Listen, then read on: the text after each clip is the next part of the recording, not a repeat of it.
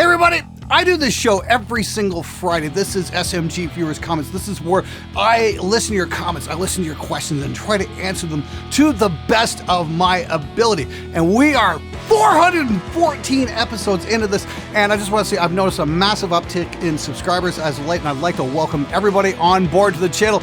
Buckle your seatbelts because it's going to be one hell of a ride. You got something cool to say, you got a question you need answered. I want to hear from you because that's what this show is all about, you. Let's get right to it. I like songs over 3 minutes. I feel like bands like Periphery and Sleep Token do it well. And I have no argument with that assessment. The problem is, most of the mixes I have to listen to on this show every Monday aren't by Periphery and Sleep Token. It's by guys who think 9-minute songs somehow make a great song. Here's a hint, guys. You're fucking boring! You're just a guy at his desktop trying to get people's attention. Here's an idea. Don't bore us. Get to the chorus. Next! So, is it okay to replace my pickups if I'm trying to change the visual appearance of my guitar? Going from stock black back to nickel-plated or white black, for example. Okay. I think you're getting the wrong impression there. You don't need my permission to do anything to your guitar. That's not what this show's about, please. Don't misinterpret it like that. If you want to change the pickups on your guitar, you are well within your rights to do it. It is your guitar. It's absolutely okay. All I'm trying to do is inform you that you might not get the perceived tonal shift that you've been expecting due to the massive amounts of disinformation out there when it comes to high gain guitar tone. You might get a little bit of a shift, but you're not going to get a gigantic shift. So if you're thinking the pickup's going to be the magic bullet for the tone you're looking for, it's just not going to do it. Being said, on clean tones, yes, you'll get a much bigger shift, no question about that. Now, if you're looking to upgrade your guitar visually, of course, absolutely, fucking go for it. Actually, check this out. This is a guitar I've got a review coming up on real soon. This is a Vicious guitar from Toronto, and the pickup manufacturer is local. And I don't know if we can see this or not. See if I can block out my face here so I can get a close look. Look at that. Is that sick or what? That's from Pariah Pickups from Bell River, Ontario. Definitely very cool looking, one of the coolest looking pickups I've ever seen. Best of all, they're a local builder and I'm happy to shout them out. If you guys want to see this being reviewed, because oh damn is this ever a cool instrument, make sure you hit the subscribe button, the notification bell and all that good stuff so you get notified when this comes out. This is an episode you don't want to miss, especially if you're looking for something a little more unique. You don't have studio monitors. Can someone please explain in further detail why this makes a difference? If my mixes sound good on my own headphones when I mix through them, why wouldn't this result in a good mix overall? Well, the simplest explanation is headphones lie. They're not giving you the real truth about what's going on, mainly because we're not getting audio cues like our ears hear. They're isolated, therefore, the left channel speaker and the right channel speaker, we get a little bit of the opposite speaker in each ear. We don't get that when we're wearing headphones. Also, they're not a flat frequency response, at least a lot of them are. The Slate VSX aren't half bad to mix on, but the jury's kind of out on those. But your average garden variety headphones are probably one of the worst things you can ever mix music on. Mainly because what you hear, you're making judgments based on what you're hearing, and if they're not a flat frequency response, you're gonna wind up boosting and cutting the wrong frequencies. And if anybody goes to play that mix on anything else but that set of headphones, it's going to sound like shit. That's why I recommend getting studio monitors, because they're a great point to reference and they will translate better into the real world. So in other words, save your pennies, you're not getting around this one. Saw a comment saying the preamps were prosumer grade. I think I'm purchasing a Volt 2 by UA. I'd be upgrading from a PreSonus Firebox 96. I run a Windows 10 PC and Ableton Suite Edu. Are you satisfied with the preamps on this device? Also, I've noted USB-C, not much at all. I'm used to my Firebox and its USB-based interface. The more square USB shapes from the back of the device to a regular skinny classic USB port. How better would you say the audio-digital converters when compared to the PreSonus Firebox? How about the preamps? Will I encounter any issues when running Windows 10? Both service packs I'm extremely hesitant to move to Windows 11. Thanks all. Dude, talk about a lot to unpack. Okay, let's pump the brakes there, Chief. You've obviously been reading a lot of forums, and of course, you know, the big emphasis is put on the preamps and the converters. Okay, all right, let's be very, very clear here. Unless you're recording absolute top of the heap, you know, major label platinum releases, unless you're doing that, don't stop worrying about your preamps and converters. Seriously, what's being loaded onto that Firebox that you're using right now and the Universal Volt, those are absolutely fine. Okay, they're not going to hold you back. We need to get over this thing. Okay, 30, 40 years ago, yes, the cheap preamps weren't very good. Then Mackie came along with the VLZ mixer system, and they had some really good preamps on it. People were going nuts over them in the early 90s. I remember I recorded on one of those boards. It was actually quite clean. And ever since, the preamps have only gotten better and better and better. And I'm talking on the bare bones entry level stuff. So stop worrying about what you don't need to worry about, because the preamps and converters on either of those boards, the one you have right now and the one you're thinking you're going to upgrade to, aren't the fucking problem. Can't say any more clearly than that. Work on your mic technique, or better yet, if you're looking to spend money, upgrade your mics and buy some room acoustic treatment, not only in your control room, but whatever your tracking room is as well, or build some traps. That is going to give you a massive increase in sound quality over what you're struggling with right now. Fix the real problem instead of the imaginary one. Good luck, dude. Oh yeah, and as for Windows 10 versus 11, dude, do I look like Universal Audio's tech support? All right, everybody, this video is brought to you by all of us over at Spectre Digital and our brand new plugin, Singularity. Now, your support is what helps me continue to fund the channel and give you guys the kind of reviews and tutorials that you love. It also helps us make more plugins that we think will really help you make your music production sound better and get your mixes done quicker. So we finally did it, Singularity. After years of complaining about bass players, I decided to take matters into my own hands. This is a virtual bass instrument and amp sim in one plugin. There is literally no excuse for not having incredible sounding bass on your recordings anymore. You get ultra realism and full tone shaping options, including 2 different preamps and cabinet impulses by yours truly. This one plugin is all you're gonna need.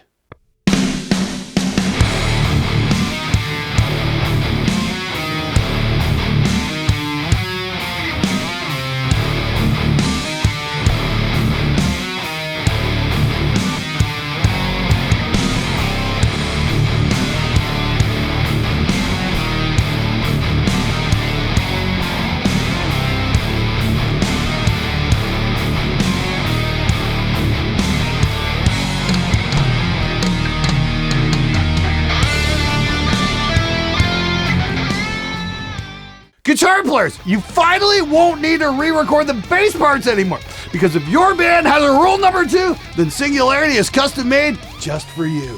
Whether you're at the demo stage or at the critical stage of making an album, if your bass player just can't deliver the goods, then Singularity is going to rock your production. Links in the description below. Go grab it now. Do you suggest layering vocal tracks? In the pop world, they often do a second vocal, then take the main one and drop it down an octave and bury it in the mix to thicken it up, and there could be on top of the whisker vocal, and then a gated, saturated, distorted vocal buried way down as well. For metal, do you go for just one pure track in general? What's your philosophy on that? Thank you in advance. Oh, I layer vocals like crazy. I've got them all over the place.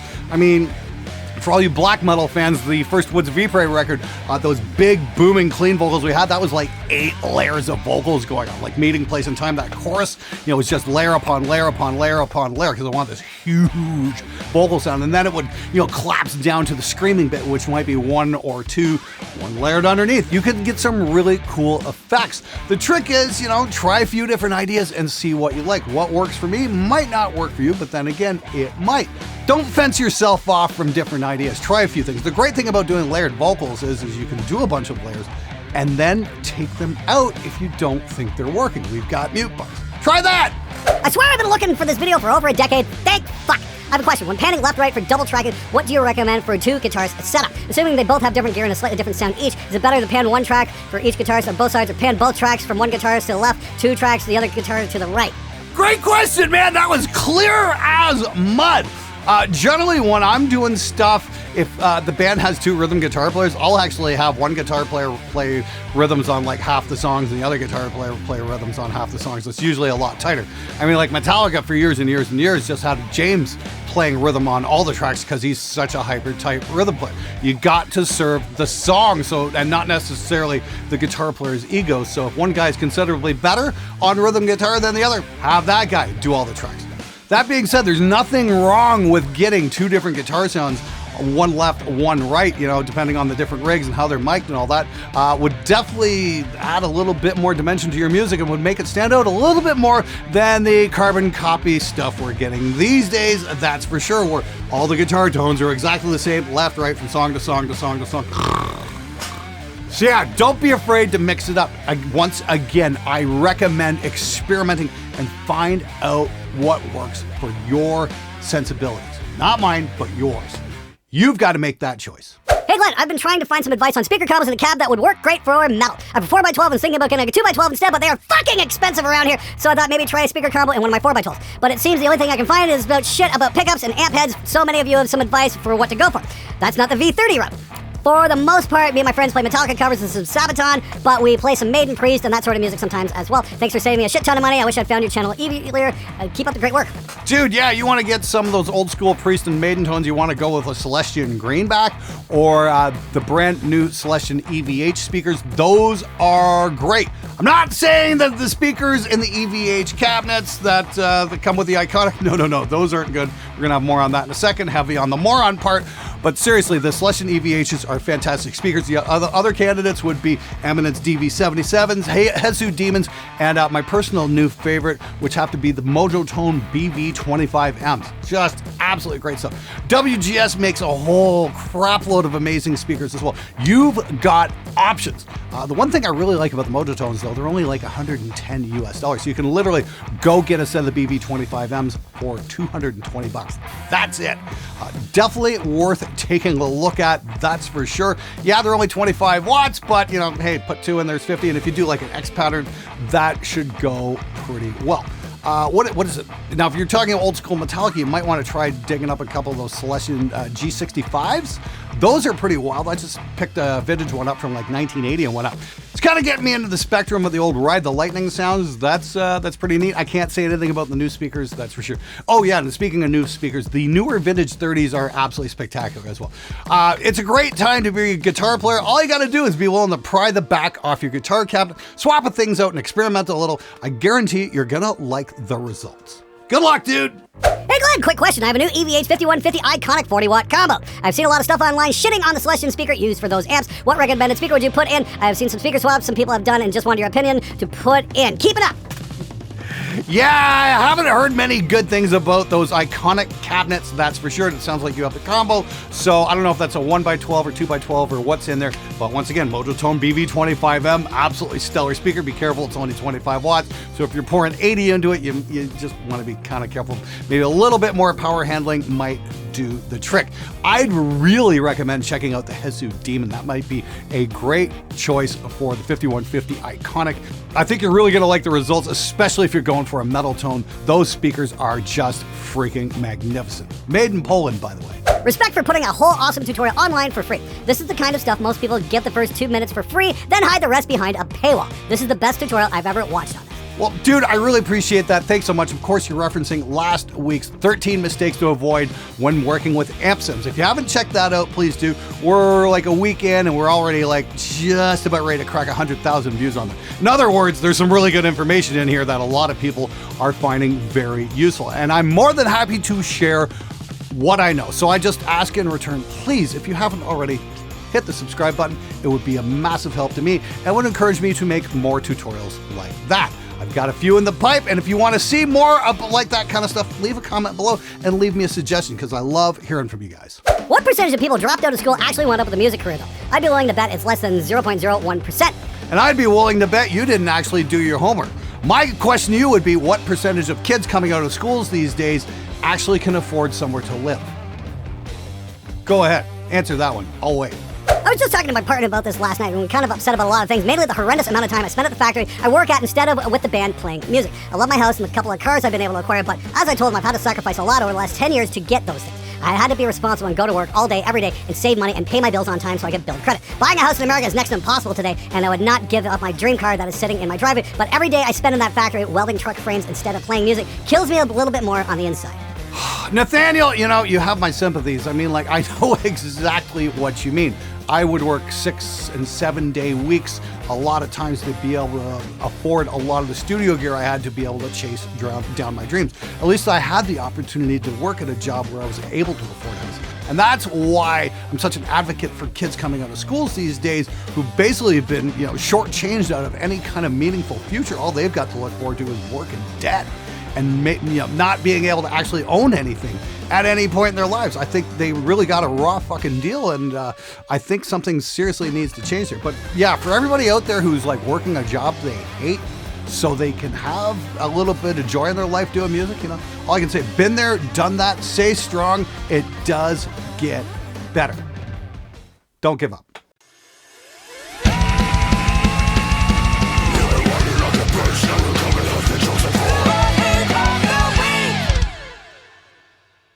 Nah, fuck this amp. The inability to separate the monstrous tube head from the cab section destroyed my back.